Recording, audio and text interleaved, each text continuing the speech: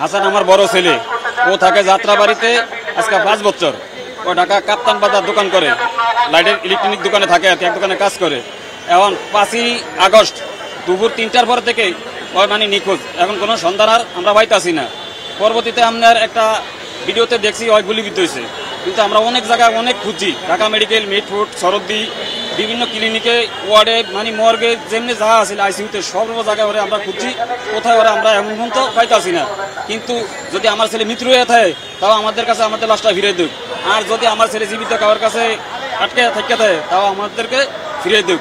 এই আমার দেশবাসীর কাছে অনুরোধ, এবং যত বাইরা আছে কিংবা প্রশাসনিক যারা আছে, সব সাংবাদিক ভাইরা আছে যারা, সবার কাছে আমার একটু অনুরোধ রইল। ফিজিক্যালি বলতে যে আব্বু আমি একটু এই যাত্রাবাড়ি আছি কিংবা ওই যে আপনার টিএসির মোড় আছি, মানে বিভিন্ন সময় বিভিন্ন কথা কইতো। ওই শুক্রবারে যেদিনকে হয়তো দোকানপাট বন্ধ থাকতো কিংবা মাঝে মাঝে এমনি যেদিনকে দোকানে না যাইতো, এগুলো বলতো আর কি। তো আমরা থাকতাম দেশের বাড়ি, আমার দেশের বাড়ি হলো গোলা, গোলা মানে এক জায়গা থাকে যে আমাদের আরেক জায়গায় কয়, আমরা তার এগুলি বলতাম না, গ্রামের মানুষ। আমার ছেলে পড়াশোনা করার পরে আমার মানে সংসারে খুব একটু অভাব ছিল, তখন দেখছে যে আমার হাড়ে একটু সমস্যা, তখন তো আব্বু আমাকে তো এভাবে সংসার চলবে না, তাহলে আমি ঢাকা যেটা কাজ কাম করি, আর ফাঁকে ফাঁকে যদি লেখাপড়া করতাম পারি তাহলে করুম। পরে ও মনে করেন অল্প কিছু বেতনে একটা কাজ করতো, পরে আমিও মনে করেন অল্প কিছু ইনকাম করতাম।